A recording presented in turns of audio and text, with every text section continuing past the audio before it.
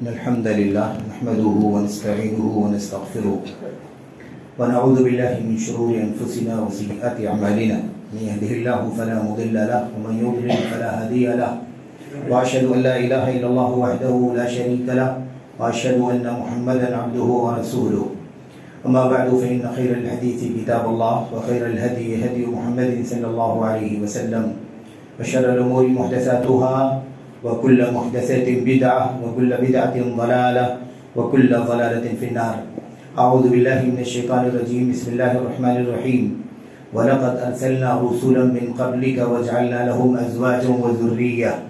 وقال النبي صلى الله عليه وسلم إذا أتاكم من ترضون دينه وخلقه فزوجوه إلا تفعلوا تكن فتنة في الأرض وفساد عريض. وقال النبي صلى الله عليه وسلم تنكح المرأة لأربع: لمالها ولحسبها ولجمالها ولدينها فاظفر بذات الدين تربت يداك.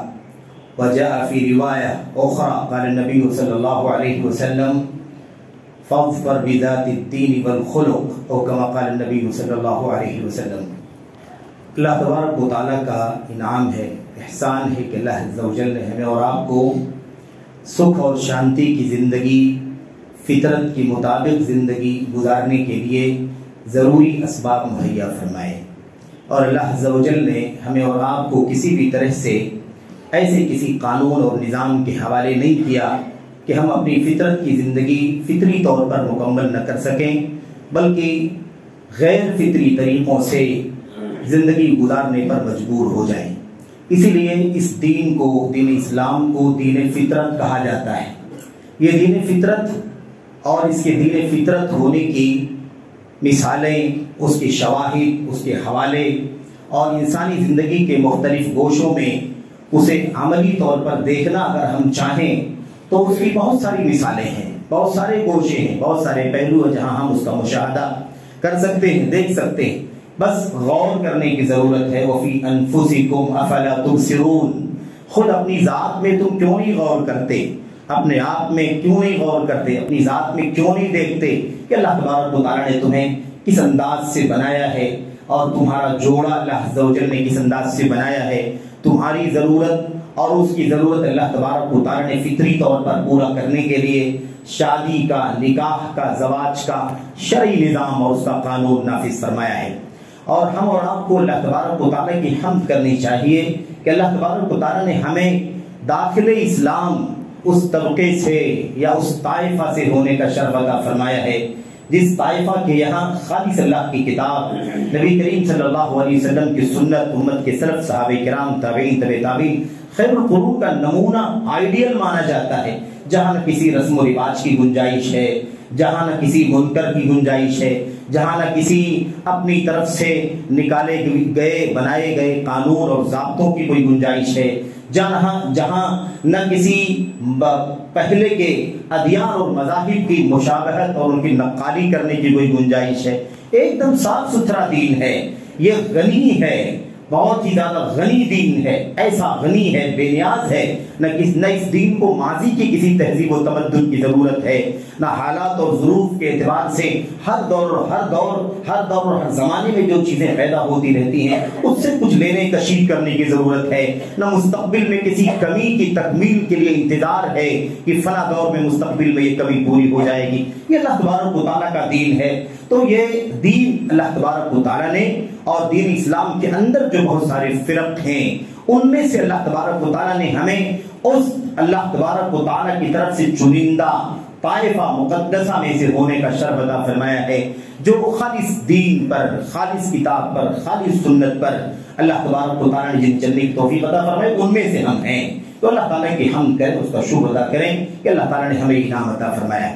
کیونکہ یہ موقع، یہ مناسبت نکاح کی ہے، شادی وغیرہ کے کافی اس وقت پروگرام ترتیب پا رہے ہیں ہمارے سماج میں، ہمارے معاشرے میں کثرت سے. اس لیے ان حالات میں، ان ایام میں نکاح کے سلسلے میں کچھ ضروری باتوں پر گفتگو کی جا رہی ہے اور کیا جانا مناسب سمجھا جا رہا ہے، اور اللہ سے دعا کی جاتی ہے کہ اللہ عز و جل کہنے والے کو سب سے پہلے اپنی کتاب کی آیات اور نبی کریم صلی اللہ علیہ وسلم کی سنت پر اور اپنی امت، اپنے نبی کی امت کے سلف کا جو طبقہ ہے ان کی سیرت کو ہمیں اپنی زندگی میں نافذ کرنے کی توفیق عطا فرمائے، اور پھر جہاں تک بھی یہ پیغام پہنچتا ہے بھائیوں تک، بہنوں تک، قریب دور تک، سبوں کو اللہ تبارک و تعالیٰ خصوصیت کے ساتھ ہمارے جوان بھائی جو ہیں، نوجوان یا ایسی ہماری جوان بہنیں جو ہیں، انہیں خاص طور پر خود اپنے آپ میں یہ سوچنے، یہ فکر کرنے، اس بات کی طرف توجہ دینے کی توفیق عطا فرمائے کہ وہ خود ذمہ دار ہو چکے ہیں، اس معنی میں کہ وہ بلوغت کی دہلیز پر آ چکے ہیں۔ اب ان کی خود ذمہ داری ہے کہ وہ سمجھیں کہ نکاح کے سلسلے میں کوئی منکر ہماری زندگی میں نہیں آنا چاہیے، کوئی ایسی رسم اور ایسا رواج نہیں آنا چاہیے جو دین اسلام کے اندر مقبول ہو، یا مثال کے طور پر اس کی گنجائش نہ ہو، یا وہ کراہت کے نظر سے اسے اسلام دیکھتا ہو۔ ایسے ہی کسی بھی طرح کی نقالی، یہود، نصارہ، ایسے ہی مثال کے طور پر یہ وثنیین، بت پرست جو لوگ ہیں، ان کی تہذیب و تمدن اور کلچر کی کوئی چیز آ جائے تو یہ خود ذمہ داری ہے۔ ایسا کبھی ہو سکتا ہے، اس میں کوئی شک نہیں ہے کہ ماں باپ سرپرست ہیں، وہ گارجین ہیں، ان کی ذمہ داری ہے کہ اپنے بچوں کی شادیاں ویسے کریں جیسے کتاب و سنت کی روشنی میں کرنا چاہیے۔ اللہ کے نبی صلی اللہ علیہ وسلم نے اپنے نکاح کیے، اپنے بیٹیوں کے نکاح کیے، ایسے امت کے صحابہ کرام نے اپنے بچوں کے نکاح کیے، یا انہوں نے اپنے نکاح کیے۔ تو جو آئیڈیل ہے اس آئیڈیل کی روشنی میں سارے ماں باپ کو اپنے بال بچوں کے نکاح کرنا چاہیے، اور یہ عقد نکاح کا انجام اسی کی روشنی میں مکمل ہونا چاہیے۔ لیکن کبھی ایسا ہو سکتا ہے کہ ماں باپ جو ہیں وہ مثال کے طور پر دینی طور پر اتنا پختہ نہیں ہے، یا مثال کے طور پر دینی تعلیم اتنی گہری ان کے پاس نہیں ہے کہ وہ اس حوالے سے زیادہ فکر مند ہو سکیں، یا کسی ایسی تہذیب و کلچر میں ان کا رہنا ہو رہا ہے جہاں وہ دوسری چیزوں سے متاثر بہت زیادہ ہیں، تو اور بچے جو ہیں یا بچیاں جو ہیں الحمدللہ وہ دین کا علم حاصل کر رہی ہیں۔ اللہ کے فضل و کرم سے آج وسائل بہت زیادہ پھیل چکے ہیں، اور جدید وسائل کی مدد سے لوگ دور دراز بھی علماء سے رابطے میں رہ کر کے ان کے دروس سے، محاضرات سے، کتابوں سے، ایسے ہی فقہ و فتاوی سے، مسائل سے جڑے رہتے ہیں۔ تو بہرحال ان کی ذمہ داری ہے کہ وہ یہ سمجھیں کہ ہماری بھی ذمہ داری ہے کہ ہم یہ سمجھیں کہ ہمیں نکاح شرعی واقعی سنت کے مطابق کرنا چاہیے، ہر طرح کے رسم و رواج سے، ہر طرح کے دباؤ سے، جو سماجی دباؤ ہوتا ہے جس کی وجہ سے منکرات انجام پاتے ہیں، ایسے ہی حرام کام، معاصی صغیرہ کبیرہ، اور ایسے ہی یہود و نصارہ کی مشابہت وغیرہ سے ہمیں اپنے نکاح کو بچانے کی ضرورت ہے۔ کیوں؟ اس لیے کہ نکاح کوئی ایک شہوت پورا کرنے کا رشتہ نہیں ہے، بلکہ ایک فطری ضرورت اور تقاضا ہے۔ اسی لیے اللہ عز و جل نے اپنی کتاب کی آیات میں کئی جگہوں پر نبی کریم صلی اللہ علیہ وسلم نے اپنی احادیث میں پورے طور پر بھرپور انداز میں رہنمائی ارشاد فرمائی ہے۔ کتب احادیث کا مطالعہ کریں تو کتاب النکاح آپ کو ملے گا، احکام النکاح آپ کو ملے گا، تفصیل سے ساری مسائل بیان کیے گئے۔ کیوں؟ آخر اسی لیے نا، کیونکہ یہ وہ چیز ہے جس کے ذریعے سے رشتوں کی پیداوار ہوتی ہے۔ نکاح پہلی چیز ہے جہاں سے رشتے پیدا ہوتے ہیں۔ نکاح عقد ہے، ایک رشتہ ہے، لیکن یہ رشتوں کی ماں ہے کیونکہ یہاں سے رشتے پیدا ہوتے ہیں۔ جب نکاح ہو جاتا ہے، نکاح ہو جانے کے بعد اللہ کے فضل و کرم سے اگر وہ نسمہ کائنہ یعنی ہونے والی نسل جو اللہ تبارک و تعالیٰ نے لکھ رکھی ہے، اگر اس کی پیدائش ہوتی ہے تو اس کے پیدائش کے ساتھ ہی یہ ماں باپ بن جاتے ہیں، کوئی بھائی کوئی ماموں بن جاتا ہے، کوئی خالو بن جاتا ہے، کوئی دادا بن جاتا ہے، کوئی دادی، کوئی نانی، مختلف رشتے ایک عقد نکاح کے نتیجے میں مختلف رشتے وجود میں آ جاتے ہیں۔ اسی لیے آپ دیکھیے کہ اس کو رحم کہا گیا ہے۔ رحم کا مطلب ہوتا ہے وہ جگہ، وہ تھیلا یا وہ خول جہاں پر ہم اپنی ماں کے پیٹ میں پلتے ہیں، بچہ دانی جس کو کہا جاتا ہے۔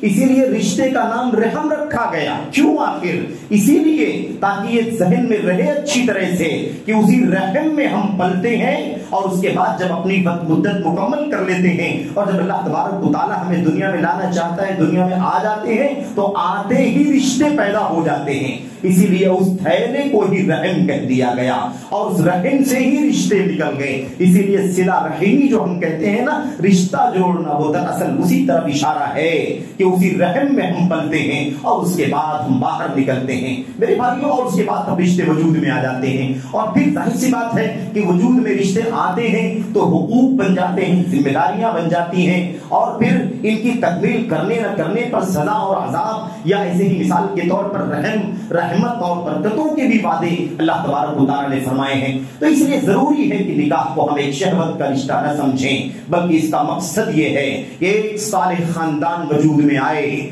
جو رشتہ اللہ تبارک و تعالیٰ کے کلام سے، اللہ تبارک و تعالیٰ کے امان سے، اللہ کی امانت سے وجود میں آیا ہے، اور اس کو باندھنے کے لیے اللہ کی کلام کی آیات کی تلاوت کی گئی ہے، اللہ کی حمد و ثنا کی گئی ہے، اللہ تبارک و تعالیٰ کے تقوی کا ذکر کیا گیا ہے. اس لیے یہ رشتہ ایک شہوت پورا کرنے کا رشتہ نہیں ہے محض، بلکہ یہ دراصل عفت کا، پاک دامنی کا، ذمہ داری کا، مسئولیت کا، ایک صالح اور نیک خاندان وجود میں لانے کا، اور پھر کئی خاندان وجود میں جب آ جائیں نکاح کے نتیجے میں، تو ایک صالح اور ایک مستحکم معاشرہ جس کے اوپر اسلام کی چھاپ ہو، جس کے اوپر ایمان کی چھاپ ہو، جس کے اوپر تقوی کا سایہ ہو، جس کے اندر صالحیت اور نیک اعمال کی بنیاد پر وہ معاشرہ قائم ہو، ایسا معاشرہ وجود میں لانے کے لیے اللہ تبارک و تعالیٰ نے نکاح کا ہمیں طریقہ عطا فرمایا ہے. ورنہ پھر تو وہی جو طریقہ عام طور پر دیگر لوگوں کے یہاں یا حیوانات کے یہاں چلتا ہے، اسی طرح سے ہمیں بھی چھوڑ دیا جاتا. نہیں میرے بھائیو، اسی لیے اللہ تبارک و تعالیٰ نے ہمیں یہ جوڑ دیا ہے. اللہ فرماتا ہے وَلَقَدْ أَرْسَلْنَا رُسُلًا مِّن قَبْلِكَ، اللہ کے نبی صلی اللہ علیہ وسلم، ہم نے آپ کو تو نبی رسول بنا کر کے بھیجا ہے، آپ سے پہلے بھی بہت سارے رسولوں کو ہم نے بھیجا ہے. وَجَعَلْنَا لَهُمْ أَزْوَاجًا وَذُرِّيَّةً، سب کے لیے، سب کے یہاں ہم نے بیویاں بنائی تھی اور ان کے خاندان بنائے تھے، نسلیں بنائی تھی. تو انہوں نے بھی نکاح کیے اور ان کے یہاں بھی ذریت پیدا ہوئی، ان کے یہاں بھی اولاد آئی. یہ ایک عجیب و غریب فطرت کا نظام ہے اللہ تبارک و تعالیٰ کے یہاں، کہ اسے اللہ تبارک و تعالیٰ نے سارے انبیاء اور رسول کے اندر رکھا ہوا ہے. تو یہ وہ رشتہ ہے جو بہت ہی عظیم الشان رشتہ ہے. اس لیے اسے بہت ہی زیادہ تہذیب کے دائرے میں، سنت کے دائرے میں، تقوی کے دائرے میں، یہ میں اس لیے باتیں عرض کرنا چاہتا ہوں میرے بھائیوں کہ عام طور پر شادی بیاہ کا پروگرام بنتا ہے تو ذہن میں یہ ساری چیزیں بہت ثانوی حیثیت سے رکھتی ہیں. بس ساری توجہ کیسے ہم اس کے انتظامات کریں گے، کیسے اس کے مالی انتظامات، کیسے اس کے کپڑوں کے انتظامات، کیسے اس کی جگہ کا انتظام، کیسے رشتے ناطے والوں کو بلا، اسی پر ساری توجہ رہتی ہے. یہ ذہن سے نکل جاتا ہے کہ ایک دین کی کا کام ہے، یہ سنت ہے. وَأَتَزَوَّجُ النِّسَاءَ فَمَنْ رَغِبَ عَنْ سُنَّتِي فَلَيْسَ مِنِّي، میں بیویوں سے، عورتوں سے نکاح کرتا ہوں، عورتوں سے نکاح کرتا ہوں، بیویاں میری بنتی ہیں. اللہ کے نبی نے فرمایا جو میری سنت سے منہ موڑے گا اس کا میرے راستے سے کوئی تعلق نہیں ہے، وہ الگ راستے پر ہے، میرا راستہ الگ ہے. تو میرے بھائیو، اللہ کے نبی صلی اللہ علیہ وسلم نے ہمیں جو نکاح کا نظام اللہ تعالیٰ نے اپنی کتاب میں، نبی کریم صلی اللہ علیہ وسلم نے اپنی سنت میں دیا ہے، یہ نکاح کا نظام، یہ شادی کا نظام بہت ہی زیادہ صالح، بہت ہی زیادہ مستحکم، بہت ہی زیادہ نیکی اور تقوی پر مشتمل ہے. میرے بھائیوں، میرے بزرگوں، اس لیے ہمیں چاہیے کہ ہم اپنے نکاح کا جو ماحول ہمارے ملک میں، وطن میں، یا ہمارے شہروں میں، ہمارے علاقوں میں چلتا ہے، ذرا اس میں واقعی سنجیدہ ہو کر کے تبدیلی پیدا کرنے کی کوشش کریں. کیونکہ اگر اس میں سنجیدہ ہو کر تبدیلی نہیں پیدا کریں گے تو واقعی نکاح ایک رحمت جو ہے اسے بہت بڑی زحمت بنا دیا گیا ہے اور اتنا مشکل کر دیا گیا ہے اسے. اور مشکل کئی طرح سے، مشکل رسم و رواج کی وجہ سے، مشکل اسے منکرات اور گناہوں کی وجہ سے، اور مشکل اسے غیروں کی مشابہت اور نقالی کی وجہ سے. تین چیزیں ہیں جس کی وجہ سے ہمارا نکاح شرعی بہت زیادہ مشکل ہو گیا ہے اور اسے ہم نے منکرات سے بھر دیا ہے. میرے بھائیوں، فَمَن لَمْ يَعْمَلْ بِالنِّكَاحُ مِن سُنَّتِي، نکاح میری سنت ہے، جو میری سنت پر عمل نہیں کرے گا اس کا مجھ سے کوئی تعلق نہیں ہے. میرے بھائیوں، اللہ کے نبی صلی اللہ علیہ وسلم کی سنت ہے نکاح، لیکن نکاح میں کیا کیا سنت ہے، نکاح میں کیا کیا سنت کے مطابق کرنا ہے، ہم اسے فراموش کر دیتے ہیں اور پھر گھوم پھر کر کے وہ منکرات سے بھرا ہوا، رسم و رواج میں ڈوبا ہوا اور غیروں کی مشابہت اور نقالی کی چھاپ اس کے اوپر، اور اسی کے ساتھ وہ نکاح مکمل ہو جاتا ہے اور ایسا لگتا نہیں ہے کہ یہ کوئی سنت کا نکاح ہے۔ ایسی صورتحال ہمارے آپ کے ماحول میں، ہمارے اور آپ کے کلچر میں، ہمارے اور آپ کے ایریوں میں، ہمارے اور آپ کے گھروں میں، خاندانوں میں اس طرح کے نکاح ہو رہے ہیں میرے بھائیوں، کہیں کم کہیں زیادہ، الا ماشاء اللہ، الا من رحم اللہ۔ ایسے بھی ہمارے بھائی ہیں، ہماری بہنیں ہیں جو الحمدللہ آج بھی سنت کی تلاش کر کے ایک نقطہ سنت کے مطابق نکاح میں وہ فالو کرتے ہیں اور اس کے مطابق وہ نکاح کا عقد انجام دیتے ہیں، لیکن وہ قلیل ما ہم، ایسے لوگ بہت کم ہیں، بہت تھوڑے ہیں میرے بھائیوں، بہت کم ہیں ایسے لوگ، نادر ہیں، نادر، اتنا نادر ہے کہ ایسا کوئی سننے میں آ جائے، مل جائے کہ ایسا کوئی ہمارا بھائی ہے، ایسی ہماری کوئی بہن ہے، ایسا ہمارا کوئی عزیز جوان ہے یا ایسی کوئی ہماری عزیز بہن ہے جو چاہتی ہے کہ ہمارا نکاح خالی سنت کے مطابق ہوگا، اس میں کوئی رسم و رواج نہیں، غیروں کی مشابہت نہیں، یا ایسے ہی اور بہت سارے منکرات اور گناہ کے کام، ایسا کچھ بھی ہمیں نہیں چاہیے۔ تو اس بات کو سن کر کے،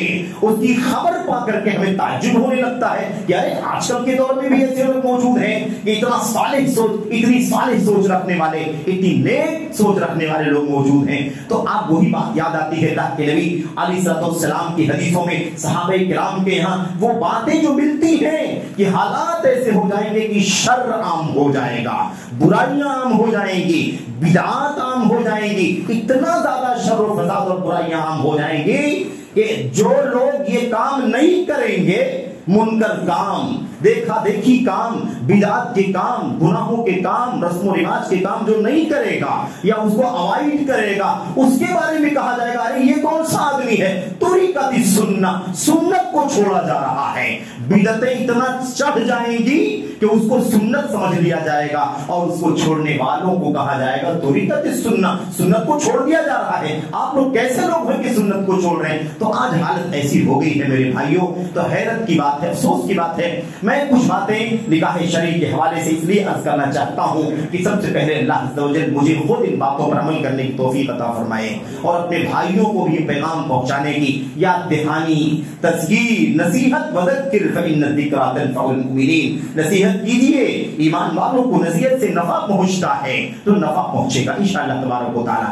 دیکھیں نکاح شرعی جو ہے نا وہ بہت ہی سمپل اور سادہ ہے۔ ایک ہے اس کے اندر خطبہ یعنی پیغام نکاح، اور اس کے بعد عقد نکاح، اور پھر اس کے بعد ولیمہ۔ یہ تین چیزیں ہیں بس، صرف اور صرف کیا ہے؟ عقد نکاح ہے، خطبہ ہے، پیغام نکاح، اور اس کے بعد عقد خوانی ہے، اور اس کے بعد ولیمہ ہے۔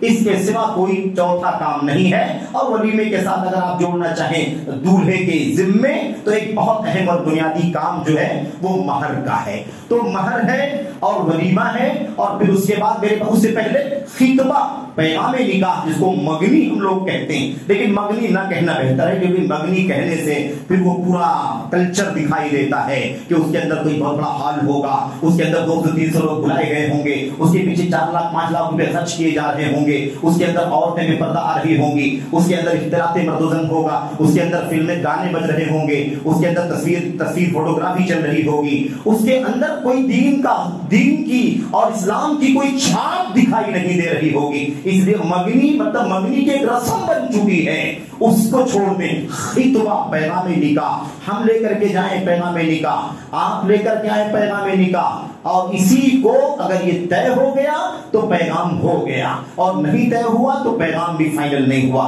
اور پیغام ہونے کے بعد کچھ نہیں ہوتا، ایک بات ہوتی ہے کہ ہاں ہم راضی ہیں، اور اس کے بعد دونوں اجنبی رہیں گے کب تک؟ جب تک عقد نکاح نہیں ہو جائے گا۔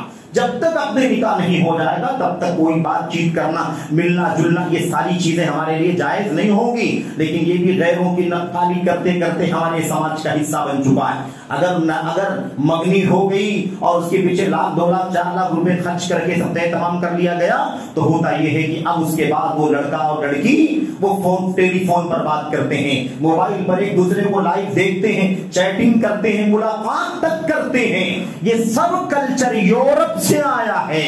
مغرب کو ہم نے اٹھا کر کے اپنے گلے لگا لیا ہے. مغرب کو ہم نے بڑی محبت سے جگہ دی ہے اور ہم نے ساری چیزوں کو اپنے اندر لے لیا. یہ صورتحال بنتی جا رہی ہے. آج کپڑے کا معاملہ دیکھیے، رہن سہن کا معاملہ دیکھیے، کھانے پینے کا معاملہ دیکھیے، اور جو جدید وسائل کے ذریعے سے جو بھی چیزیں دیکھی جا رہی ہیں، سنی جا رہی ہیں، اسی کو ہم لوگ اپنے سماج میں کلچر میں نافذ کرتے چلے جا رہے ہیں، کہیں جانتے ہوئے کہیں نہ جانتے ہوئے، شعوری غیر شعوری طور پر. لیکن یہ صورتحال ہے ہمارے سماج کے میرے بھائیوں. تو یہ عقد نکاح، اس کے اندر آپ دیکھیے کہ اگر خرچ کی بات کی جائے، خرچ کی بات تو صرف 2 خرچ ہے، بنیادی خرچ 2 ہے اور وہ ضروری خرچ ہے. اور آپ دیکھیں، حیران ہوں گے آپ اسلام کی سادگی پر، اسلام کے دین فطرت ہونے پر، کہ یہ دین اسلام یہ اتنی فطری ضرورت کا خیال کرتا ہے، فطری تقاضوں کو پورا کرنے کا معاملہ اتنا سمپل اور آسان رکھتا ہے یہ دین اسلام، کہ اس اسلام کا جہاں کلچر ہو، اسلام کا جہاں معاشرہ ہو، وہاں پر زناکاری بدکاری کے واقعات نادر کبھی سننے میں آئیں، نادر کبھی انسان ہونے کے ناطے. ورنہ اسلامی سماج کے اندر زناکاری بدکاری، سیرت رسول کا مطالعہ کر کے دیکھو، عہد صحابہ کا جائزہ لے کر کے دیکھو، آپ کو 2-4 چند واقعات آپ کو زناکاری بدکاری کے ملیں گے جنہیں ہم انگلیوں پر گن سکتے ہیں. وہ عہد رسالت 23 سالہ دور نبوت بھی، اور اس کے بعد عہد خلافت راشدہ جو 30 سالوں پر مشتمل ہے. آپ کو اس پورے 50-52 سال کے بیچ میں آپ کو چند زناکاری بدکاری کے واقعات ملیں گے. ورنہ وہ سماج کیسا تھا میرے بھائیوں کہ آپ حیران ہو جائیں. کیوں؟ اسی لیے کہ نکاح آسان تھا. جب نکاح آسان ہوتا ہے تو زناکاری کی طرف ذہن ہی نہیں جاتا، اسی کی طرف انسان کی سوچ ہی نہیں جاتی ہے، کیونکہ فطری طریقے سے انسان اپنی فطری ضرورت کو مکمل کر لیتا ہے، لڑکا ہو یا لڑکی ہو، مرد ہو یا خاتون ہو. لیکن جب نکاح مشکل ہوگا تو زناکاریاں آسان ہوں گی میرے بھائیوں. اسی لیے اسلام نے بہت سمپل رکھا ہے، کیونکہ زناکاری بدکاری سے یہ سماج پاک رہے، نسلوں کی حفاظت ہو، نسب نامے میں خلط ملط نہ ہو، اس کے اندر کہیں زناکاری بدکاری کا دھبا نہ لگے، اس کے اندر کہیں کوئی انگلی نہ لگائے کہ تو فلاں خاندان کا ہے، اس کے فلاں پیڑھی کے اندر ایسا واقعہ پیش آیا تھا.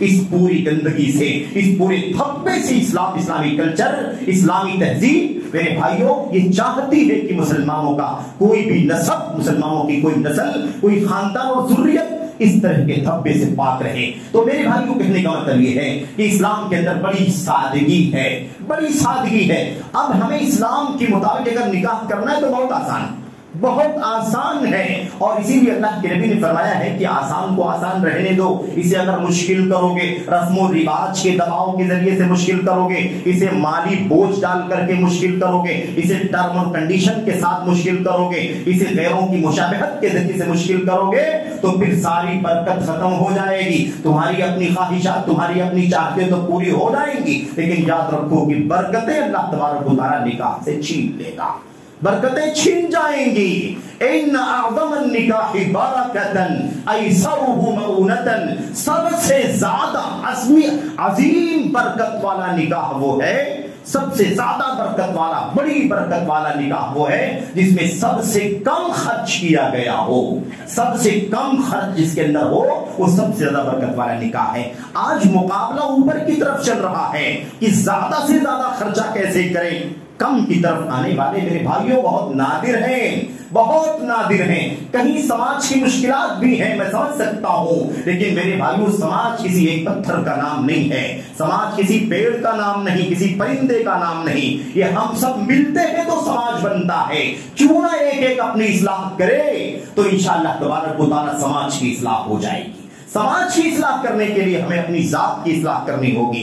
हम सब उसी दौड़ में भागते रहेंगे और समाज को कोसते रहेंगे तो कभी समाज की इस्लाह नहीं होगी। अमली इक़दाम करो, अमली इक़दाम करो, इंशाअल्लाह तबारक व तआला कल ये शिकवे भी खत्म हो जाएंगे। मैं ये करना चाहता था कि आदमी को निकाह करना है, पैगाम निकाह आ जाए, मंजूरी हो जाए, उसके बाद अल्लाह के नबी सल्लल्लाहु अलैहि वसल्लम ने फरमाया कि देख लो, ताकि अगर देख लोगे तो फिर मोहब्बत पायदार रहेगी। जिसको अक़्द निकाह करना है वो देखे, यूं ही गैर महरम को देखना हराम है मेरे भाइयों। उसके बाद अक़्द हो गया, निकाह हो गया, निकाह हो जाने के बाद मर्द के ऊपर, लड़के के ऊपर 2 खर्चा है, और हैरान हो जाए कि 2 खर्चे हैं, उसमें भी इस बात की ताकीद की गई है कि बहुत ज्यादा मुबालगा नहीं होना चाहिए, महर देना वाजिब है। इन अहक्क शुरूति अन तूफू बिही मस्तहललतुम बिहिल फुरूज, जिसके जरिए से तुमने एक अजनबिया की शर्मगाह को हलाल किया है, उसकी शर्त महर पूरा करना वाजिब है।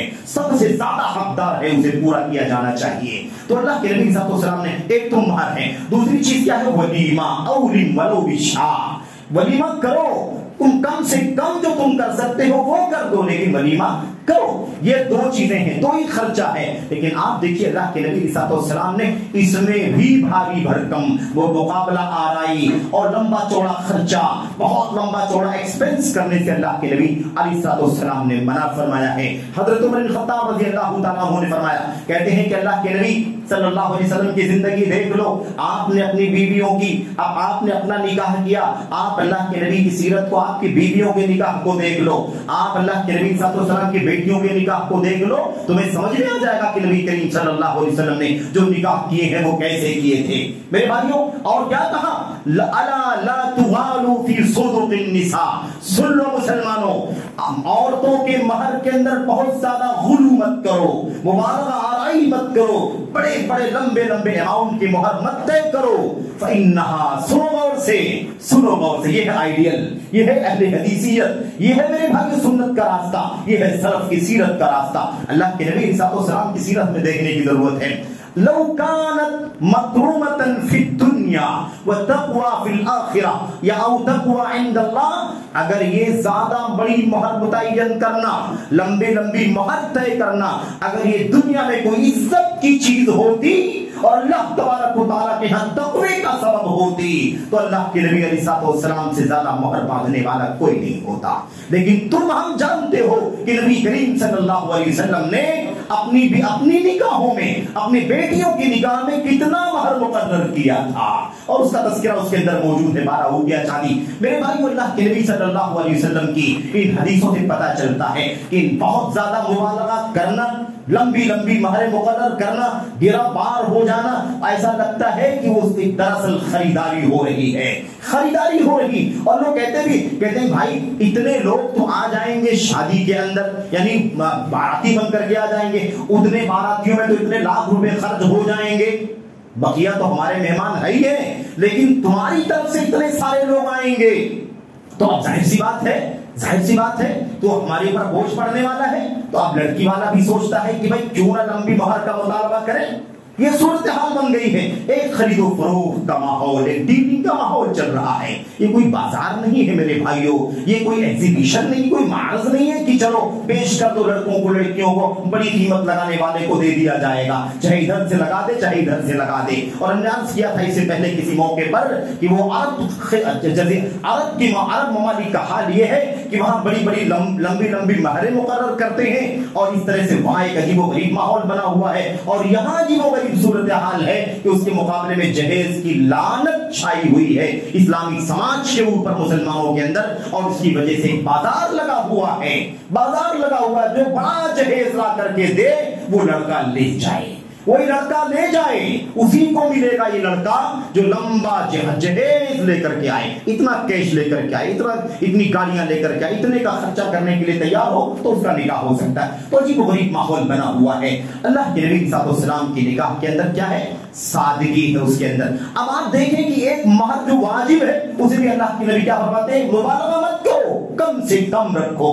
कम रखोगे तो रिश्ता करने में आसानी होगी, वरना उतनी लंबी महर कहां से जमा करेगा, वो कहां से लेकर के आएगा, कर्ज के बोझ तले दब जाएगा, या नहीं जमा कर पाएगा تو نہیں نکاح ہو پائے گا، نہیں نکاح ہو پائے گا تو بدکاریاں کرنے کی نوبت آ جائے گی، زناکاری کی نوبت آ جائے گی، شیطان گندگی کے راستے کھول دے گا۔ اور ہمارے یہاں کا معاملہ کیا ہے؟ ہمارے یہاں کا معاملہ ہے کہ جہیز کو جس کا کوئی عطا پتہ نہیں ہے اس کو لا کر کے اسلامی نکاح پر ایسے تھوپ دیا گیا ہے کہ اس سے بڑا کوئی کام نکاح کے اندر نہیں ہے۔ ایک بوڑھے ماں باپ کے لیے سب سے بڑا مشکل کام اپنی کسی بچی کا نکاح کرنا ہے۔ کسی کے پاس 2 3 4 بچیاں ہیں تو وہ تو ایسے ہی میرے بھائیوں ایک مصیبت ترے دبتا چلا جاتا ہے کہ کہاں سے میری بچیوں کا نکاح ہوگا، میں کہاں سے اتنا جہیز لا سکوں گا، میں کہاں سے اتنے پیسوں کا انتظام کر سکوں گا۔ اور پھر حالات ایسے ہو جاتے ہیں میرے بھائیوں، یا تو عمر زیادہ ہو جاتی ہے ان کے نکاح نہیں ہوتے، یا نکاح ہوتے نہیں ہیں عمر زیادہ ہو جاتی ہے، اس سے پہلے وہ کسی شیطان کے، کسی مریض القلب کے، کسی گندے دماغ اور گندے ذہن والے، گندی طبیعت رکھنے والے کی میرے بھائیوں کی بھیٹ چڑھ جاتی ہے، اس کے حوالے ہو جاتی ہے۔ ہمارے سماج کے حالات ذرا دیکھو کس طرح سے میڈیا کے اندر زناکاری بدکاری کے واقعات صبح و شام سننے میں آتے ہیں، دیکھنے میں آتے ہیں۔ بچیوں کے نام مسلمانوں کے، بچوں کے نام مسلمانوں کے، یہ بدکاریاں کیوں ہوتی ہیں؟ اس کے بہت سارے اسباب میں سے ایک سبب یہ بھی ہے کہ ہم نے نکاح کو مشکل کر دیا، بہت ساری ٹرم کنڈیشن لگا کر کے، جس کی وجہ سے آسانی سے نکاح نہیں ہو پاتے، تو یہ جوان بچے بدکاریوں کے راستے پر چلے جاتے ہیں، شیطان بہکاتا ہے ورگلاتا ہے۔ تو یہ جان لیں آپ کی اس میں کہیں نہ کہیں سماج مجرم ہے، اور سماج مجرم ہے کا مطلب یہ ہے کہ افراد سماج مجرم ہے، گھرانے مجرم ہے، افراد مجرم ہے، لوگ مجرم ہیں۔ اس کی وجہ سے یہ پورا سماج بگڑتا چلا جا رہا ہے۔ میرے بھائیوں، میرے بزرگوں، آج ہمارے نکاح کے اندر جہاں یہ چیزیں مشکل بن رہی ہیں، یہ جہیز کی لعنت ہے، یہ مبالغہ آرائی ہے، یہ بارات کا بوجھ ہے۔ کیا میرے بھائی، کیا وجہ جواز؟ اس کا کیا وجہ جواز ہے کہ کوئی 100 200 50 یا اس سے کم زیادہ لوگوں کو بارات کے نام پر لے کر کے آئے اور لڑکی والوں کے اوپر بوجھ بن جائے؟ ایسا کھانا ہونا چاہیے، ایسی رہائش کا آرام کا انتظام ہونا چاہیے، اور سارا مینو بتا دیجئے کیا ہمارے باراتیوں کو کھلائیں۔ کس نے دعوت دی ہے ان کو میرے بھائیوں؟ کس نے دعوت دی ہے؟ آپ نے دعوت دی تو اپنے ہاں دعوت دیجئے، اس بیچارے غریب بچی والے کے گھر کیوں دعوت دی ہے آپ نے؟ یہ تو چوری ہے۔ اللہ کے نبی علیہ السلام کی حدیث سے پتہ چلتا کوئی آدمی اگر میری دعوت ہو اور کوئی آدمی بغیر دعوت کے پہنچ جائے تو اللہ کے نبی نے فرمایا کہ وہ چور جیسا ہے، اللہ یہ کہ بتا دے صاحب خانہ کو، گھر والے کو، دعوت دینے والے کو کہ بھائی میں آ رہا ہوں، میرے ساتھ میرا بھائی بھی ہے یا میرا کوئی مہمان بھی آیا ہوا ہے اور آپ کے یہاں دعوت تھی، اس لیے ہم نے کھانے کا انتظام نہیں کیا ہے، اگر آپ اجازت دیں تو آپ کے ساتھ کھا لیں۔ اکا دکا کی بات ہے میرے بھائیوں، ہونا یہ چاہیے۔ اچھا، مہر کا مسئلہ دیکھیے، آپ ولیمے کا مسئلہ دیکھیے۔ ولیمہ اللہ کے نبی صلی اللہ علیہ وسلم نے فرمایا اولم ولو بشاء، ولیمہ کرو، ولیمہ کرنا پڑے گا، بس یہ ہے کہ جو تمہارے بس میں ہے۔ اللہ کے نبی نے فرمایا کچھ نہیں ملتا تو ایک بکری لاؤ، ذبح کر دو۔ بکریاں وہاں اس ٹائم بہت عام تھی اور آسانی کے ساتھ لوگ پالتے اور کھاتے تھے، اس کا دودھ استعمال کرتے تھے، اس لیے ولو بشاء کم بیان کرنے کے لیے اللہ کے نبی نے فرمایا کہ معمولی چیز، کچھ نہیں بڑی چیز تو ایک بکری اگر کر سکتے تو وہی لا کر کے کھلا دو، کوئی حرج نہیں ہے۔ چائے پانی پر بھی ولیمہ ہو سکتا ہے، بسکٹ نمکین پر بھی ہو سکتا ہے، اور آسانیاں اسلام کے اندر ہیں تاکہ یہ نکاح ہو جائیں، تاکہ بدکاری کے راستے نہ کھلیں، ایک صالح معاشرہ وجود میں آئے، ایک بچے کی، ایک لڑکی کی نگاہ پست ہو جائے، شرمگاہ محفوظ ہو جائے، ایک لڑکی کی نگاہ پست ہو جائے اور اس کی شرمگاہ کی حفاظت ہو جائے۔ یا ایھا الذین، یا اللہ تبارک و تعالیٰ نے قرآن کریم میں فرمایا قل للمؤمنین یغضوا من ابصارہم قل للمؤمنات یغضضن من ابصارہن، شرمگاہ کی حفاظت، نگاہ کی پستی، اس کا حکم دیا گیا۔ یہ نکاح اس کا بہترین ذریعہ ہے، اس سے بہترین ذریعہ، نکاح سے بہترین ذریعہ ہے نہیں کسی چیز کے اندر۔ میرے بھائیوں، میرے بزرگوں، تو خلاصے کرا، اچھا منکرات آپ دیکھیں تو رسم و رواج کی بات ہوگی، منکرات سے بھرے ہوئے ہمارے نکاح کا جب آپ ہوتا ہے نا تو آپ کو ساری چیزیں ملتی۔ اور میں شروع کروں تو بات بہت لمبی، بات ختم کرنا ہے کیونکہ ویسے بھی تاخیر ہو گئی، وقت پر انشاءاللہ تبارک و تعالیٰ بات ختم کرنا ہے، سے اشارہ کرنا چاہتا ہوں۔ ہماری شادیوں کے اندر منکرات کی بھرمار ہو گئی ہے، وہی منکرات اور گناہ کے کام ہمارے نکاحوں پر غالب ہے میرے بھائیوں۔ سب سے پہلے لڑکے کو دیکھ لو، وہ جب نکاح کا دن آتا ہے، اس کی تیاریاں کرتا ہے تو وہ بال کٹوانے کے ساتھ ساتھ داڑیاں موڑ کر کے آتا ہے، داڑھی موڑ کر کے آتا ہے۔ کون سا مرد ہے، کیسا جوان ہے کہ داڑھی موڑ کر کے نکاح کی تیاری کر رہا ہے؟ بچی کو دیکھو، لڑکی کو، اسے سجانے کے لیے، سنوارنے کے لیے اسے پارلر میں بھیج کر کے میرے بھائیوں کیسی کیسی بے پردگی. اور اس کے بعد اللہ کے نبی محمد رسول اللہ صلی اللہ علیہ وسلم کی وہ حدیث لعن اللہ الواشمات والمستوشمات والنامصات والمتنمصات والمتفلجات للحسن المغیرات خلق اللہ. اپنے بالوں کو کاٹنا، بھاؤں کو کم کرنا، جسم کے اور حصوں سے بالوں کو نکالنا، اجنبی مردوں تک کے سامنے ان پارلر میں جانے کی نوبت آتی ہے. اور اگر نہ بھی آئے کوئی اجنبی مرد نہ ہو، عورت ہی ہو تو کیا جائز ہے کیا؟ لوگ کہتے ہیں کہ نہیں وہاں عورتیں ہوتی ہیں. کس نے کہا کہ عورتوں کے لیے، عورت کے لیے دوسری عورت کا سطر دیکھنا جائز ہے؟ اللہ کے نبی محمد رسول اللہ صلی اللہ علیہ وسلم نے سخت الفاظ میں منع فرمایا ہے. لا تنظر المرأة الى المرأة ولا ينظر الرجل الى الرجل. کوئی مرد کسی مرد کی سطر کی طرف نہ دیکھے، کوئی عورت کسی عورت کی سطر کی طرف نہ دیکھے. حرام ہے کسی کے لیے میرے بھائیوں. لیکن آپ کیا بتائیں، بہت ساری باتیں ہیں جو نہیں کہی جا سکتی، سمجھنے کے لیے اشارے کافی ہیں. یہ منکرات سے وہ نکاح سنت کی شروعات ہوتی ہے. نکاح سنت، نکاح مسنون شروعات منکرات سے کی جا رہی ہے. اور اس کے بعد میرے بھائیوں فوٹوگرافی کا مسئلہ ہے، اختلاط مرد و زن کا مسئلہ ہے. ادھر لگا کر کے اور زیب و زینت کر کے بے پردہ ہو کر کے نکلنے کا مسئلہ ہے. مرد عورتوں کے درمیان کوئی پردہ نہیں. اور علامہ ابن باز رحمۃ اللہ علیہ نے لکھا ہے کہ اسٹیجوں پر جو سامنے بیٹھا کر کے، ہمارے اسٹیجوں پر اللہ کا شکر ہے عام طور پر بے پردگی اس معنی میں نہیں ہوتی کہ مرد اور سامنے بیٹھیں، عورتوں کا الگ سیشن، مردوں کا الگ سیشن. لیکن یہ بھی کہیں نہ کہیں منکرات اس کے اندر ہوتے ہیں، کیونکہ کچھ نہ کچھ اختلاف ہوتا ہے. عورتیں بچیاں مردوں کی طرف، مرد بچوں کی طرف، بچیوں کی طرف آتے جاتے ہیں، اس لیے بے پردگی یہاں بھی ہوتی ہے. علامہ ابن باز نے کہا تھا کہ یہ بھی ایک لعنت یورپ سے آ گئی ہے، مغرب سے، کہ اسٹیج کے اوپر منصہ کے اوپر دلہن بیٹھی ہوتی ہے، اس کے ساتھ گھر کی اور سہیلیاں اور عورتیں بیٹھی ہوتی ہیں، ادھر دولہا بیٹھا ہوتا ہے، اس کے ساتھ متعلق مرد بیٹھے ہوتے ہیں. اور ينظرون الیہم وینظرون الیہم، وہ لوگ ان کی طرف دیکھتے ہیں، وہ لوگ ان کی طرف دیکھتے ہیں. کوئی پردہ نہیں ہوتا ہے میرے بھائیوں. اور اس کے بعد فضول خرچی حد سے زیادہ فضول خرچی. اس کے علاوہ میرے بھائیوں، میرے بزرگوں، فوٹوگرافی چلتی ہے، گانے چلتے ہیں. اور لوگ کہتے ہیں گانے میں کیا حرج کی بات ہے، گانا تو جائز ہے. جو گانا جائز ہے، انکار نہیں ہمیں کہ نکاح کے موقع پر گانا جائز ہے، لیکن کون سا گانا؟ وہ بچیاں دھیمی آواز میں اور اپنے اندر بیٹھ کر کے جو بات باہر نہ جائے، نہ اس کے اندر میوزک ہو، نہ اس کے اندر تھاپ ہو، نہ اس کے اندر سر ہو، اور نہ وہ آج کا کوئی گانا کوئی چیز کے اندر موجود نہ ہو. میرے بھائیوں وہ محدود دائرے کے اندر ہے. بس کہتے ہیں کہ دف بجانا جائز ہے، دف بجایا جائے. دف ایک طرف سے وہ جلد کے سے کھال سے بند ہوتا ہے اور اسے دف کہا جاتا ہے. آج ڈھول تاشے، ایسا لگتا ہے میرے بھائیوں کہیں نکاح ہو جائے تو اتنا شور ہوتا ہے کہ وہاں آپ کے لیے نماز پڑھنا بھی مشکل ہو جاتا ہے.